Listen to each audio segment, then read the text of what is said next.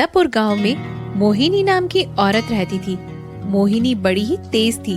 जो भी काम उसकी सास उसे बताती, उस काम को वो घुमा फिराकर उन्हीं से करवा देती थी। लेकिन उसकी सास भी कहाँ कम थी, किसी न किसी बहाने से उसे टालने की कोशिश करती रहती। बस उनकी ये नोक झोंक दिन भर ऐसे ही चलती रहती थी। एक दिन की बात है, मोहिनी जब आराम कर रही थी, तब उसकी सास उसके कमरे में आई और उससे बोली, बहू, तुम यहाँ आराम कर रही हो, उधर मैं अकेले चावल से कंकड़ बीन रही हूँ। भगवान ने तुम्हें 2 आंखें दी है, कम से कम उन्हीं आंखों से कंकड़ बीन लिया करो। माँ जी, आपको भी तो भगवान ने 32 दांत दिए हैं, एक आधा कंकड़ आप क्या चबा नहीं सकती हो, जो मुझे परेशान करने यहाँ चली आई। मोहिनी की बात सुनकर गुस्से में उसकी सास वहाँ से चली जाती है। थोड़ी देर बाद रात हो जाती है और मोहिनी का पति काम से घर आ जाता है और कहता है, अरे, अपने गांव में इतने मच्छर हो गए हैं, ऐसा लगता है रास्ते में ही उठा के ले जाएंगे। कमबख्त, ये जीना हराम कर रखा है इन मच्छरों ने। सही कह रहे हो जी आप, मच्छरों की वजह से गांव में डेंगू फैलने लगा है। आप ना अपना ख्याल रखा करिए थोड़ा। तभी उसकी सास आशा कहती है, सारा खून तो तू पी गई है मेरे बेटे का, अब क्या मच्छर इसे रक्तदान करने आएंगे। माँ जी, आप हमारे बीच में न बोला करिए, फिर आप कहती हैं कि मैं आपसे जबान लड़ाती रहती हूँ। सही तो कह रही हूँ। और बेटा, अपनी बहू को समझा कर काम पर जाया कर। सुबह सूरज निकल आता है सर पर और ये महारानी सोती रहती है, तो क्या करूँ? वो सूरज भी तो सोता मुझसे पहले है ना माँ जी। दोनों में ऐसे ही तू मैं शुरू हो जाती है और दोनों झगड़कर सो जाती है। अगली सुबह फिर से आशा अपनी बहू से कहती है, देख बहू, आज से तू गाय भैंस चरा कर आ जाया कर, मैं सुबह की चाय बना लूंगी, क्योंकि हम दोनों अपने अपने काम नहीं बांटेंगे तो हमारे झगड़े ऐसे ही चलते रहेंगे। ठीक है, तो तुम आज से भैंसों को चारा डालने जाया करो। तभी मोहिनी मन ही मन सोचती है, अच्छा, तो मुझे कठिन काम दे दिया ताकि मैं गाय भैंसों में उलझी रहूं और तुम रसोई में बैठकर मलाई खाओ। माँ जी, मेरा नाम भी मोहिनी है, ये काम भी मैं तुमसे ही ना करा लूं तो मेरा नाम भी मोहिनी नहीं है। मोहिनी मन में ये सोचकर चारा डालने चली जाती है, फौरन वापस आ जाती है।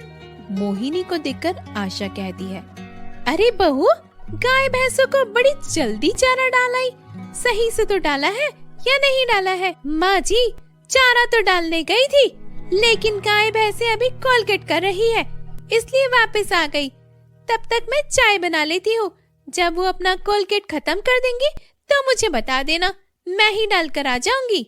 देखो बहू, ये तुम्हारा ससुराल है, इसलिए बड़ों की बात का ध्यान दिया करो। तो माँ जी, आपका भी मायका तो नहीं है, इसलिए थोड़ा ध्यान आप भी रखा कीजिए ना। ऐसे ही दोनों की नोकझोंक चलती रही। कुछ दिन बीतने के बाद एक दिन मोहिनी अपने पति के साथ जीन्स पहनकर बाहर घूमने जा रही थी। तभी उसकी सास आशा ने उसे टोक कर कहा, अरे बहू, तुमसे कितनी बार कहा है, बाहर जाया करो तो बिंदी लगा कर जाया करो, सुनती ही नहीं हो। माँ जी, जीन्स पर बिंदी कौन लगाता है? जो मैं जीन्स पर बिंदी लगाऊं? तो मैंने कब कहा जीन्स पर बिंदी लगा? अपने माथे पर लगा चुड़ैल, माथे पर। कल मुंह ही कहेंगी, तेरे माथे पर बिंदी लगाने को बोल रही हूँ, जीन्स पर थोड़ा बोल रही हूँ। देखो, तुम्हारी ये माँ ऐसे ही मेरी बेइज्जती करती रहती है।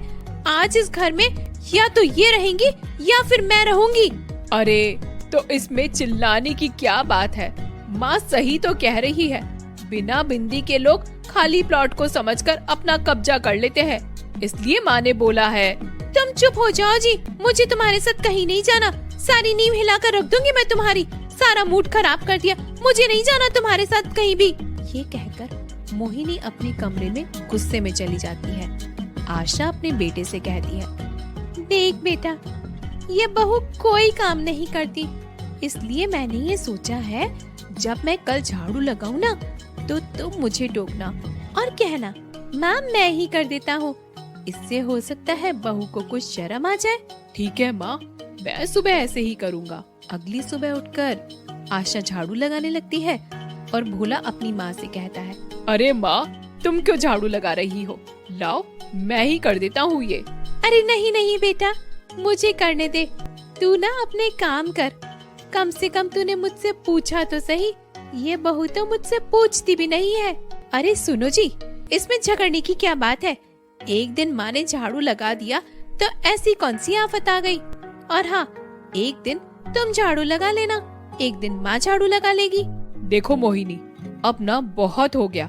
मैं इस घर को छोड़कर जा रहा हूँ और मैं तब तक नहीं आऊंगा जब तक तुम मेरी माँ से प्यार से बात नहीं करती, समझी? मैं जा रहा हूँ। हाँ जाओ जाओ, दोस्त किसे दे रहे हो? शाम को दुम हिलाते हुए ना तुम इधर ही आओगे, और अगर तुम दुम हिलाते हुए इधर आए तो तुम्हारी खैर नहीं है। जाओ, किसे परवाह है तुम्हारी? थोड़ी देर बाद रात हो जाती है, लेकिन भोला घर नहीं आता। तभी अचानक मोहिनी को बहुत जोर से बुखार आ जाता है।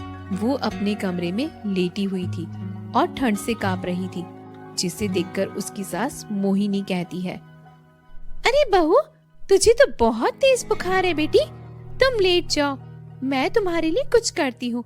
तुम आराम करो बेटी। आशा रात भर मोहिनी की देखरेख करती है और उसे दवा देती है। रात भर जागने के कारण आशा को चक्कर आ जाते हैं और वो गिर जाती है। ये देखकर मोहिनी अपनी सास को उठाकर कहती है, अरे माँ, आपको कहीं लगी तो नहीं? आपने मेरे खातिर इतना सब कुछ किया। बेटी, तेरे मुंह से माँ सुनने के लिए मैं तरस गई थी। सच कहूँ, जब तक तुझसे झगड़ नहीं लेती तब तक मेरा दिन नहीं बनता। तू ऐसे ही अच्छी लगती है बेटी। आशा की बात सुनकर मोहिनी अपनी सास को गले लगा लेती है। तभी वहाँ भोला आ जाता है, जिसे देखकर मोहिनी कहती है, अरे अब क्या लेने आए हो यहाँ पर? पतली पिन का चार्जर रह गया था, बस वही लेने आया हूँ।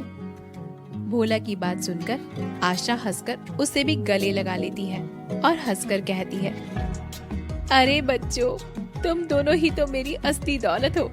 जब तक तुम घर नहीं आते ये घर बड़ा सूना सूना रहता है। चल आजा, अब हम दोनों कभी नहीं झगड़ेंगे। ये कहकर आशा अपने बहू और बेटे को गले लगा लेती है।